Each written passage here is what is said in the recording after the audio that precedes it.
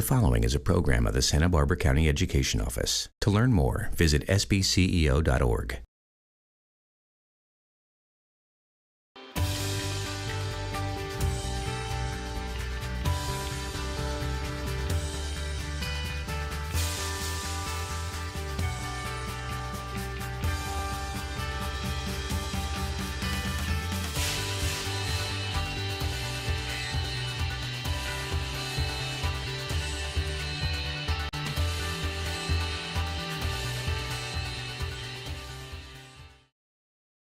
Hi, I'm Susan Salcido, Santa Barbara County Superintendent of Schools. I am so delighted to introduce my guest today, Garson Olivieri, music teacher at Cabrillo High School at the Lompoc Unified School District. And Garson was named 2018 Performing Arts Teacher of the Year. That award is provided in partnership with the Santa Barbara County Education Office and the Santa Barbara Bowl. Congratulations on that recognition, and thank you so much for being here today. Thank you. I'm happy to be here. I'm so glad you're here, and I can't wait to hear all about your career, your teaching, your award. But would love to start with you as a child, background and where you were born, raised. Tell us a little bit about your childhood. Sure. Well, I grew up in Palmdale, California. Both my parents were singer, actor, dancers, musicians, and they just had arts and music all over the house. So I kind of grew up with it. And when I had the opportunity to learn to play the saxophone in 5th grade, I jumped on it. And there was a very brief discussion of, well, should we wait for him to get his grades up and develop better study habits? That was, they said, no, if the kid wants to play saxophone, let's let him play saxophone. And that's what led to the better study habits and the rest of my education, really. Really, so that 5th grade saxophone period really had a big impact on you, probably influences you as a teacher today too, I would assume. Absolutely. Yeah. And a musical family and an acting family, it sounds like. Did you have siblings? What was it like to be in your house? I'm assuming there's music playing all the time. I'm making up stories in my head, so tell me. Well, you're absolutely right. I have a sister. She's also a singer, musician. She teaches, taught special ed kindergarten. Now she's at the district office in Palmdale still. I still maintain that had she decided to pursue music, she'd be a better musician than I am. They called her the singing teacher. Everything was a song. She had her kids, her students growing up with music just like we did, and her 2 kids as well, same way. Wow. And so Palmdale is where you grew up. Where did you go to college? I went to Cal State LA. I answered a call for honor band auditions.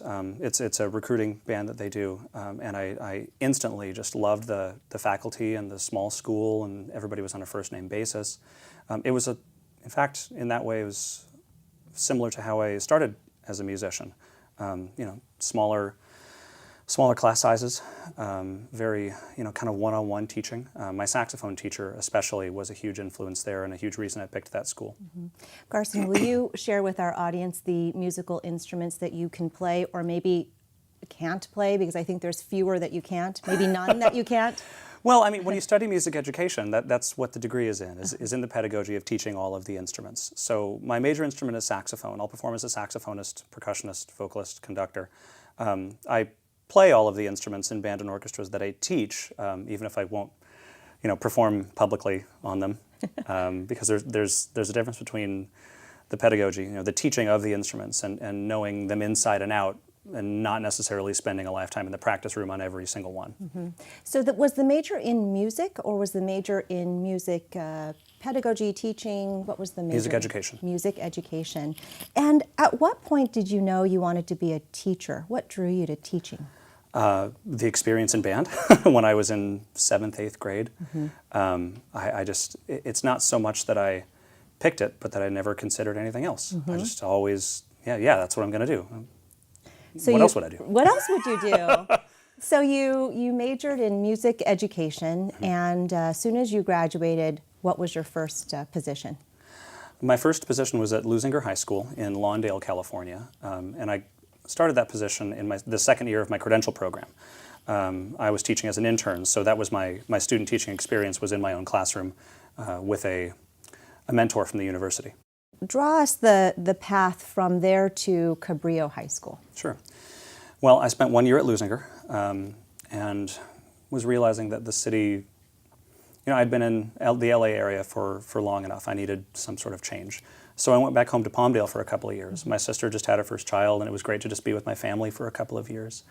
In that time, I was seeking something more. I wanted to teach high school. I was teaching junior high at the time, and it was great. I enjoyed it, but it wasn't where I wanted to spend my career. And I saw the job opening in Lompoc, not even knowing where Lompoc was, and said, all right, let's go have an adventure.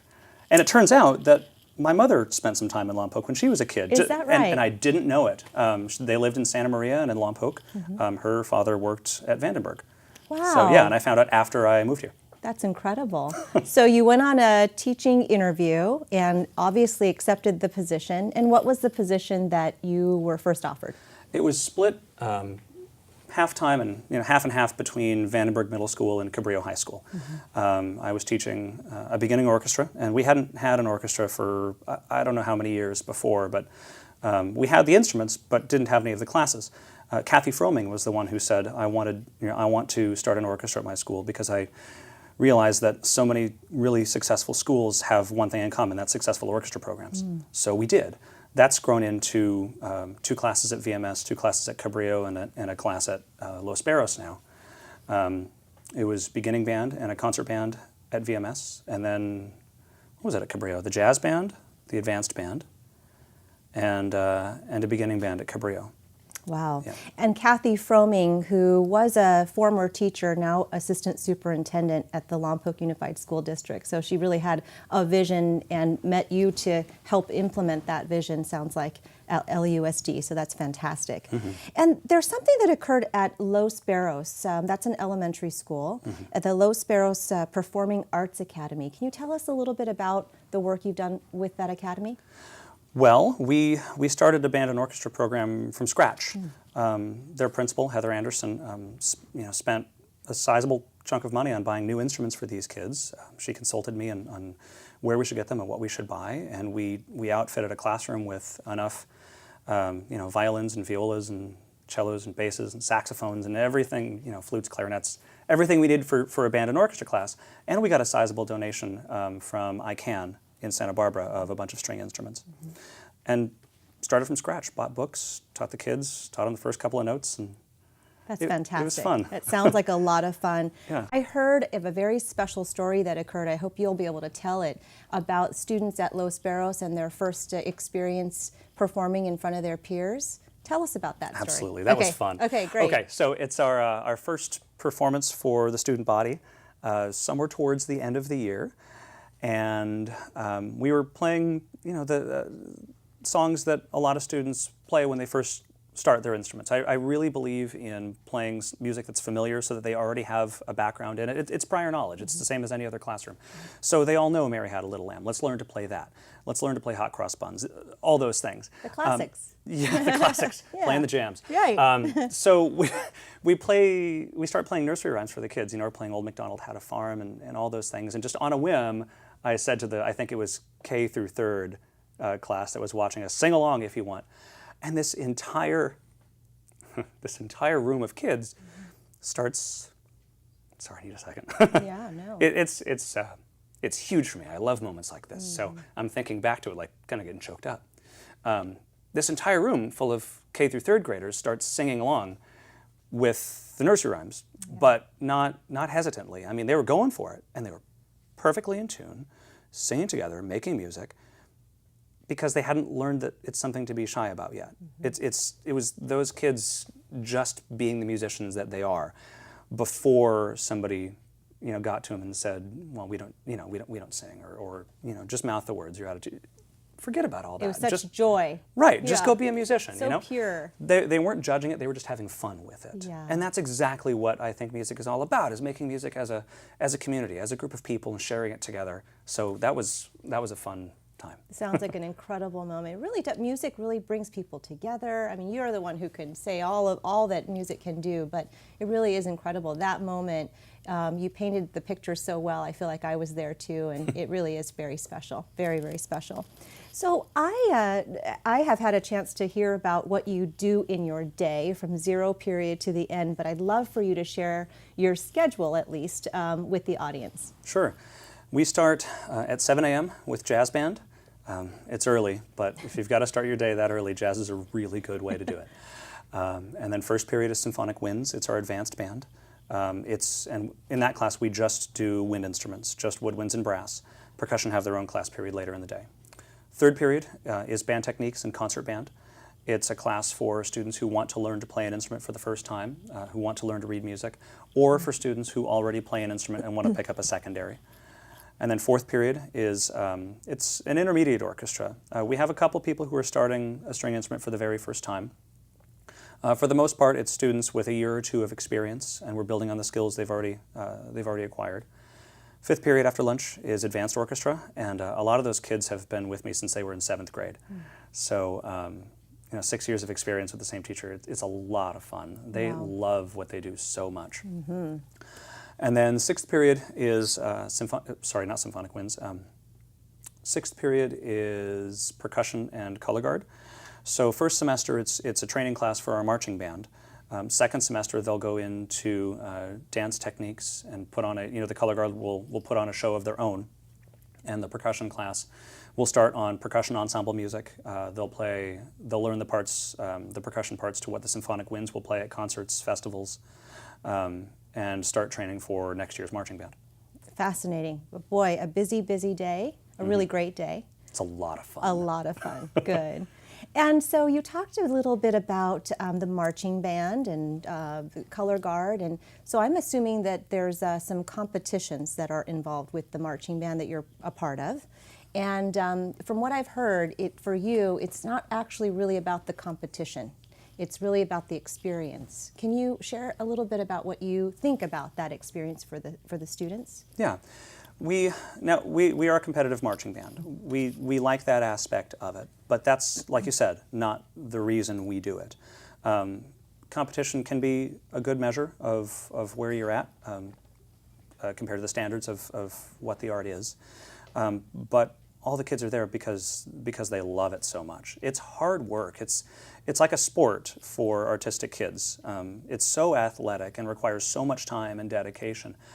And it tickles that artistic part in your brain and satisfies that as well. We create an original show every year. Mm-hmm. We start with a concept, whether the concept is the music itself or a story that we want to tell, and we design something from the ground up that includes movement, color, staging, props, music, of course. And the way I think about marching band is musical theater on a football field. So it's just a really big stage. Huge stage. So then this year's theme, what is the theme this year? The title of the show is To Live Forever. It's a story about the conquistadors searching for the fountain of youth. We wanted to create a show that utilized our brand new conquistador armor-inspired uniforms. Wow. The old ones were something like 20 years old, and we just saved enough, and with some money from the school as well, bought new uniforms for the marching band. Anyway, the title is To Live Forever. It uses the music of Queen, Who Wants to Live Forever, and a song from Eric Whitacre's Paradise Lost called Fly to Paradise. Fantastic. That should be incredible to see on that big stage called the football field, right? Yeah. Yeah. It's a really great show. It's a lot of fun to do. So in the middle of it, the color guard play the part of sirens, beckoning the conquistadors over, showing them the fountain of youth. It promises eternal life, but the question is at what cost? Mm-hmm. So the whole first half of the show is they're sailing to the new world, looking for the fountain. One of them happens to stumble upon it and is tempted by the sirens to drink from it. And in the middle of the show, she transforms dramatically from a band member to a color guard member. They pull the jacket and pants off and just bam, all of a sudden she's changed color completely. Wow. It's a really neat idea that the kids are having a lot of fun with. Sounds like it, and I feel like your background and how you grew up in the theater family definitely impacts how you lead your musical family here at school, I'm sure. Absolutely. And so students are obviously a huge part of your everyday, and when you compete, however, there's a whole other element, which are parents. And it seems to me that parents really bring a lot of partnership and support to the marching band, the color guard. Tell us a little bit about the parent support. Well, part of growing the music program also was growing the parent organization. They just recently reincorporated into a new nonprofit called the Cabrillo Instrumental Music Foundation. And they support us in all kinds of ways, fundraising being a huge one, planning of events, organizing the financial aspect of it, writing the checks, budgeting, doing all the things that I need help with. A lot of what they do are the things that I'm not very good at and need a lot of help with, so I can just teach. And they allow that to happen. Their extra support is what makes a lot of this go. They come to all of our competitions. They haul multiple trailers with gear and instruments and equipment and uniforms. They feed the kids before they perform. It's half of the reason we're having this conversation is because of everything they do for us. And they're the ones that nominated me for the award anyway. So they do all this work. They go to these amazing lengths, and they all work full-time as well. And then they nominate me for an award. Well, it is well-deserved, clearly. And it sounds like the parents really do rally around you. We talk a lot about education. In education, we can't do what we do without our partners. And obviously the parents are strong partners for you and all the students that compete and are part of your team at Cabrillo. So you mentioned something about the parents nominating you, being a big part of the award. The award, again, is 2018 Performing Arts Teacher of the Year for Santa Barbara County, which is so exciting. How were the parents part of that nomination process and even recognition? Well, Chris Ladwig, I think, was the one who came up with the idea, who's another teacher at Cabrillo. Yes. Incredible, inspiring teacher, and he works harder than most people that I've ever met. What he's done with that aquarium is pretty incredible. But he was a former Cabrillo band member, and he was in the band at UCLA, where he went to college. And I think he was the one who came up with the idea to nominate me. So he asked a lot of the band parents to write letters or just put their thoughts down on paper.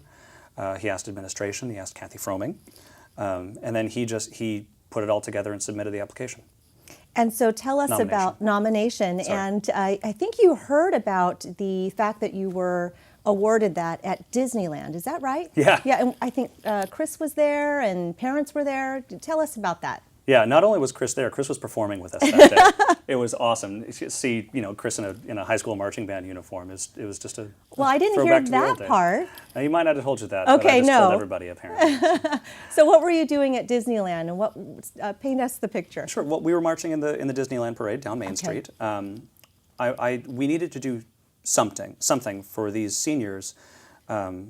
We needed to give them a really good excuse to wear that uniform for the first time. We got them after the marching band season was completed. So I wanted to give them an opportunity to wear it in a performance. We'd been talking about going to Disneyland for years, so we said this is the year to make it happen. And we completed we didn't complete the parade. It was right before the parade. And we were gathering everybody up in what I thought was going to be this is how this is going to go down, but this is what to expect to the students. Instead, it was Chris who was talking to everybody and just blindsided me with this news. Oh, wow. How exciting. I'm sure somebody got that on video, and if I look it up, I'm sure I can find it on social media somewhere. It's out there somewhere. It's out there. I've been told about it. I've never seen it myself. Oh, we'll have to find I've heard, but I've heard from several people that they've seen it. And it was a great time. I was shocked. I wasn't expecting it at all. And what does it mean to you to be the 2018 Performing Arts Teacher of the Year? Well, I'm thrilled that our efforts, and I say our very deliberately, that our efforts are recognized. The kids work extremely hard, and they love what they do so much. So I want to be clear that this isn't one person's efforts. This is a group effort, just like everything that we do.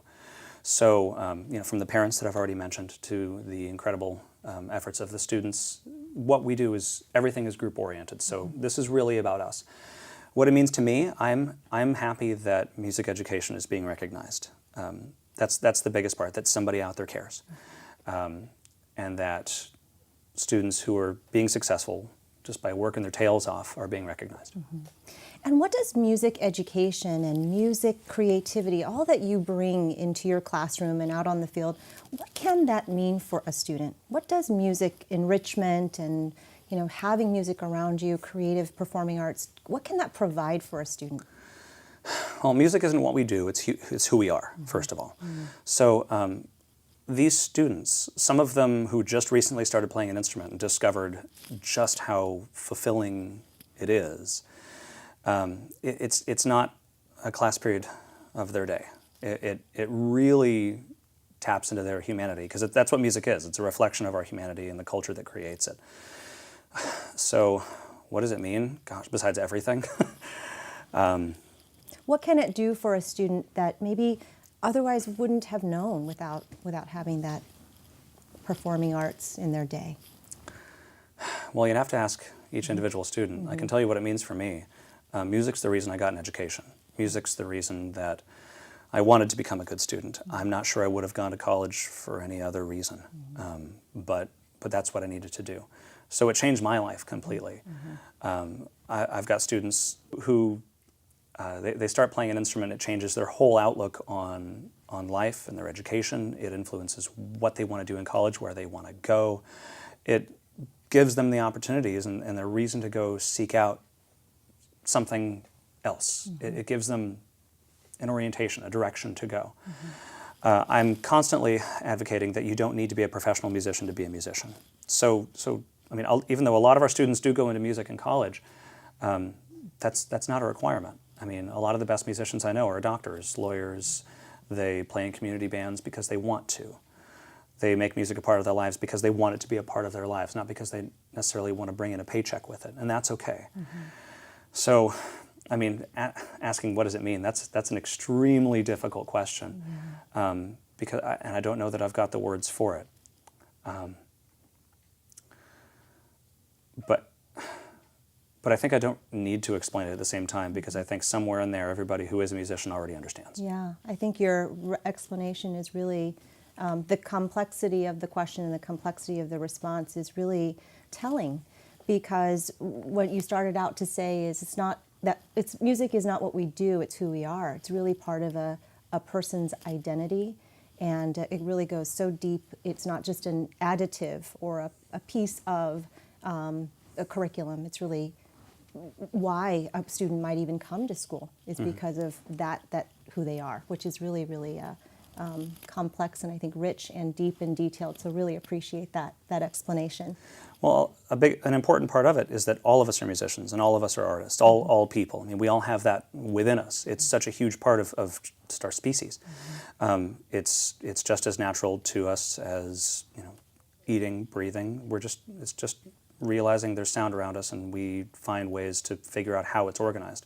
I almost say find ways to organize it, but that's not really true. I mean, there are laws that govern sound, and those same laws govern how our ears experience them. So when we're making music, when we're being a part of music, when we're just listening to it, we're really tapping into something prior, figuring out how it's all organized.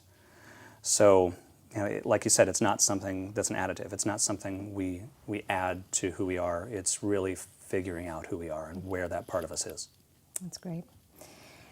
You talked earlier about the folks who allow for the opportunity to be recognized. And in this case, it's a partnership with the Santa Barbara Bowl, who've partnered with the organization, Santa Barbara County Education Office, that has now provided this recognition. And I know you have had some experience with the Santa Barbara Bowl. Can you tell us about how they have supported you in your classroom and education? Yeah,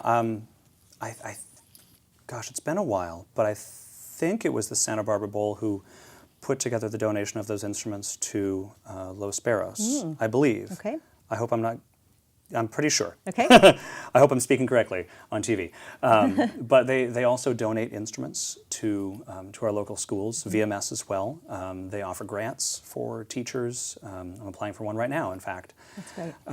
So they clearly understand how important music is to everybody, and they want to do what they can to help. That's great. Yeah, so thank you to them. I'm so glad they're so active in the community. They really are. And I think somewhere I read or heard or saw that there's a baby grand piano somewhere in Lompoc Unified because of them. Is that right? That's right. I Okay. didn't mention that, and I should have. They also donated a piano to Los Barros and to the Cabrillo choir. Yeah, the choir at Cabrillo was in need of a great piano, and it far exceeded expectations. When it showed up, we were just floored.